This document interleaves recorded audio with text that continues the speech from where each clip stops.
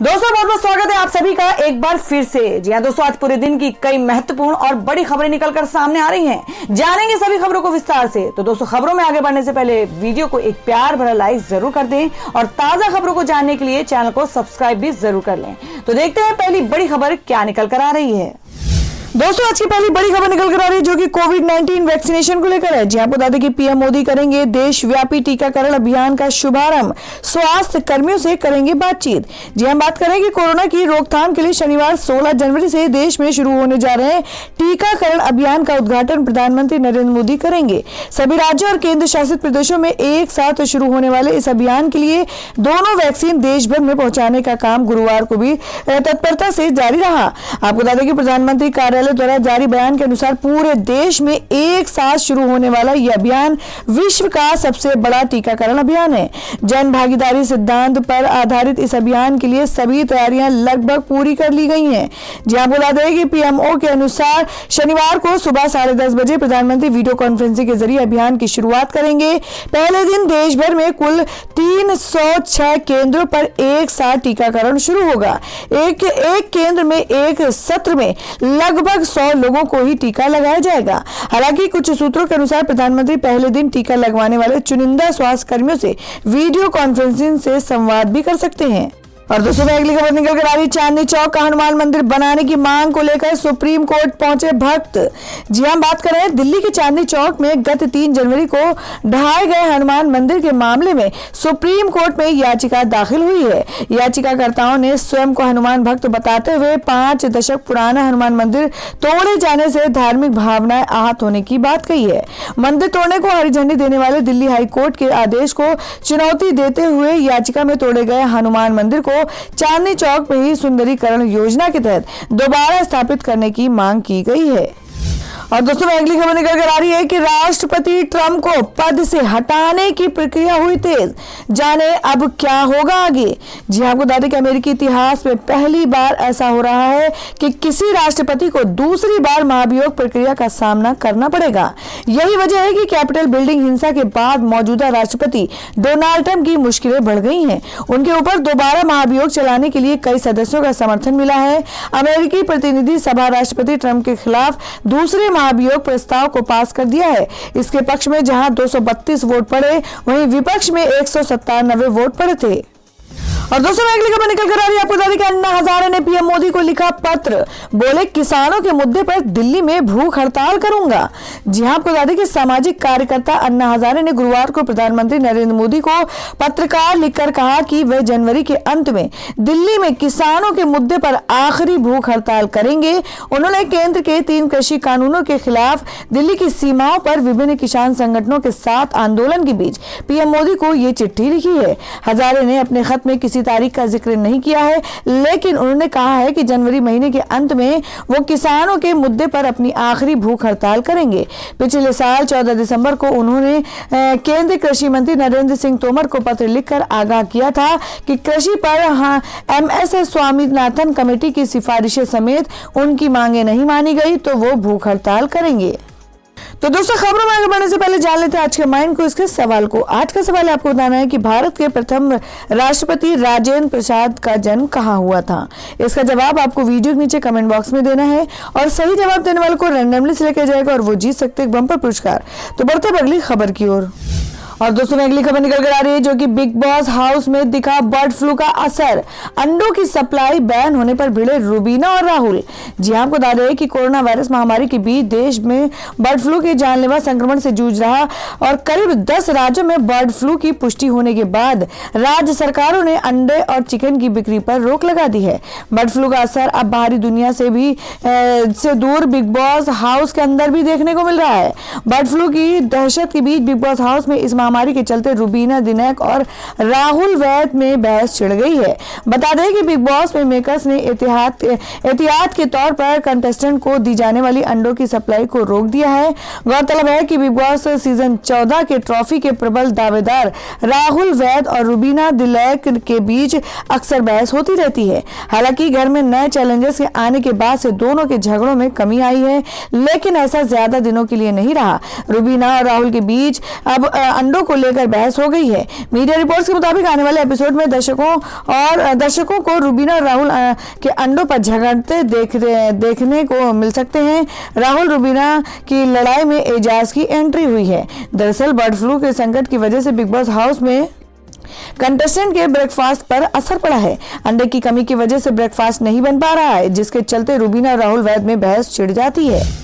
और दोस्तों अगली बड़ी खबर में आपको बता दें कि बॉलीवुड छोड़ मौलवी संग ब्याह रचाने वाली सना खान ने पहना लाल चूड़ा, दिखाई नुसरत जहां जैसी दिलेरी। जी आपको बता दें कि कोरोना महामारी के दौरान 2020 बॉलीवुड में कई सेलिब्रिटी ने शादी करके अपने जीवन की नई शुरुआत की थी। इनमें से एक नाम एक्ट्रेस सना खान का भी शामिल है। उन्होंने बॉलीवुड और एक्टिंग को अलविदा करते हुए गुजरात के एक मौलवी से निकाह रचाकर अपने फैंस को चौंका दिया था। सना खान निकाह के बाद सोशल मीडिया पर बहुत सक्रिय रहती है। हाल ही में सना खान ने सोशल मीडिया पर हाथ में लाल चूड़ा पहनकर एक फोटो शेयर की है।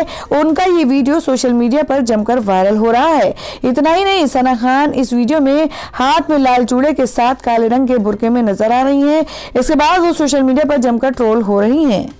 और दोस्तों अगली बड़ी खबर में आपको बता दें कि 26 जनवरी को किसानों का हल्ला बोल, लाल किले से इंडिया गेट तक निकालेंगे परेड। जी हम बात कर रहे हैं कि कृषि कानूनों के खिलाफ दिल्ली बॉर्डर पर प्रदर्शन कर रहे किसान 26 जनवरी को ट्रैक्टर परेड पर अड़े हुए हैं। गुरुवार को किसान नेताओं ने ऐलान किया है कि वे 26 जनवरी को लाल किले से इंडिया गेट तक मार्च निकालेंगे। इस बारे में बोलते हुए भारतीय किसान यूनियन के नेता राकेश टिकैत ने कहा है कि ये ऐतिहासिक लम्हा होगा जब एक तरफ किसान होंगे और दूसरी तरफ देश के जवान। न्यूज एजेंसी ANI के मुताबिक राकेश टिकैत ने कहा, ये पता चला है कि सरकार राष्ट्रपति भवन से इंडिया गेट तक यात्रा यानी परेड निकालेंगे। उन्होंने अपनी यात्रा छोटी कर दी है। हम लाल किले से निकालेंगे इंडिया गेट तक, दोनों का मेल मिलाप वहीं होगा। किसान देश का सिर ऊंचा करेंगे। ये दुनिया की सबसे ऐतिहासिक परेड होगी। या एक तरफ से किसान चलेगा, एक तरफ से जवान चलेगा। तो दोस्तों आप लोगों को क्या लगता है कि सरकार को किसानों के हित में क्या निर्णय लेना चाहिए? आप अपना सुझाव कमेंट बॉक्स में जरूर दें। बढ़ते हैं अगली खबर की ओर। और दोस्तों अगली खबर निकल कर आ रही है जिसमें आपको बता दें कि BMC द्वारा आदतन अपराधी कहे जाने पर सोनू सूद ने तोड़ी चुप्पी, कह दी ये बड़ी बात। जी हां आपको बता दें कि प्रवासी मजदूरों के मसीहा बनकर सामने आए सोनू सूद हाल ही में एक विवाद में फंस गए हैं। अभिनेता सोनू सूद पर मुंबई नगर निगम ने अवैध निर्माण का आरोप लगाया था, जिसे BMC कोर्ट में लेकर गई थी। इसके बाद BMC ने सोनू सूद को आदतन अपराधी बता दिया था।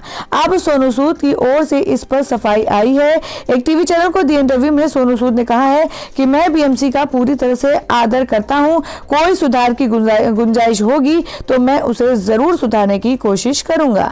चैनल से बातचीत के दौरान सोनू सूद ने कहा कि मैं BMC की इज्जत करता हूं, जिन्होंने मुंबई को अद्भुत बनाया है। मैंने अपनी तरफ से नियम फॉलो किए हैं और अगर सुधार की कोई गुंजाइश हुई तो मैं इसे सही करने की कोशिश करूंगा।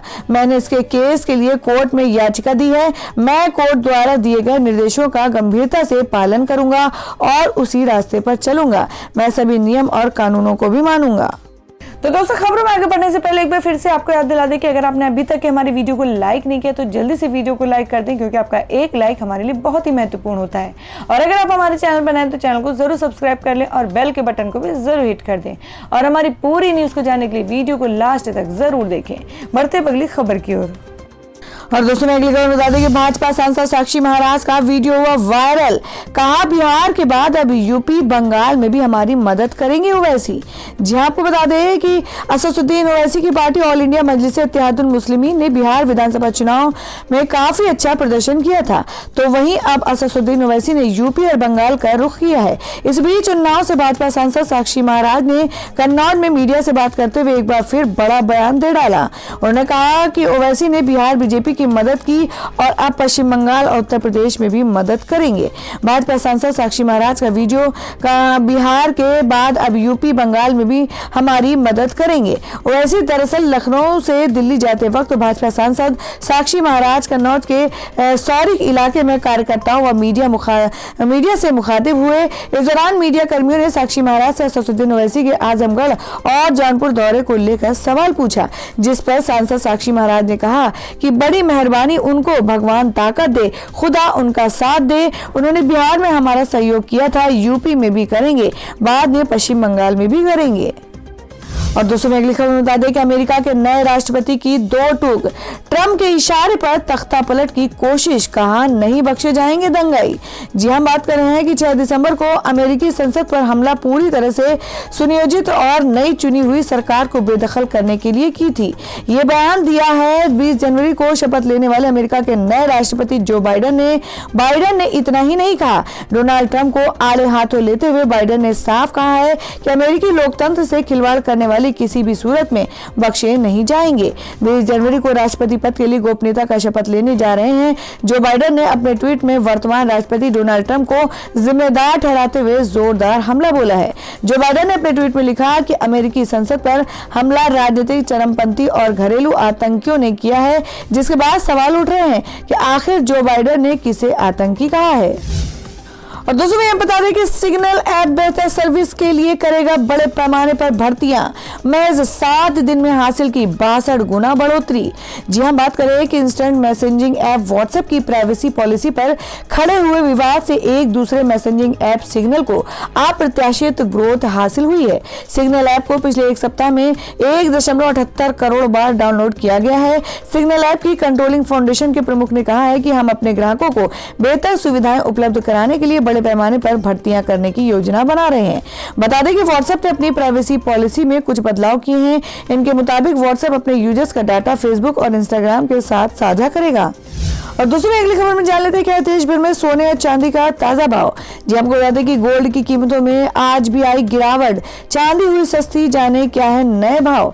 जी हम बात करें भारतीय बाजारों में बृहस्पतिवार यानी 14 जनवरी 2021 को गोल्ड के भाव में गिरावट दर्ज की गई है। दिल्ली सराफा बाजार में आज सोने के भाव में 369 रुपए प्रति 10 ग्राम की कमी हुई। वहीं चांदी के दाम में भी 390 रुपए प्रति किलोग्राम की मामूली गिरावट आई है। और अब जान लेते हैं क्या देश भर में मौसम के ताजा हालात। जी आपको बता दें कि दिल्ली में 2 डिग्री पहुंचा तापमान। उत्तर भारत में ठिठुरन भरी ठंड से अभी नहीं मिलेगी राहत, जाने मौसम विभाग का क्या है अलर्ट। जी हम बात करें कि राजधानी दिल्ली समेत पूरे उत्तर भारत में कड़ाके की ठंड जारी है। मौसम विभाग के अनुमान के मुताबिक अगले 2 दिनों तक ठंड से राहत मिलने के कोई आसार नहीं है, बल्कि ठंड का कहर और बढ़ सकते हैं। IMD ने बताया कि शुष्क मौसम और उत्तर पश्चिम हवाओं की वजह से देश के उत्तर पश्चिम हिस्सों की ज्यादातर इलाकों में अगले 3 दिन तक न्यूनतम तापमान सामान्य से कम रहने की संभावना है। तो दोस्तों ये थी अब तक की सभी बड़ी खबरों की अपडेट्स। टुडे ब्रेकिंग न्यूज और लेटेस्ट खबरों को देखने के लिए हमारे चैनल को सब्सक्राइब जरूर कर लें, वीडियो को लाइक और शेयर भी जरूर कर दें अपने दोस्तों और रिलेटिव्स के साथ। तो दोस्तों फिर मिलेंगे काम की खबरों और सरकारी योजनाओं की एक और नई वीडियो के साथ। तब तक के लिए धन्यवाद दोस्तों।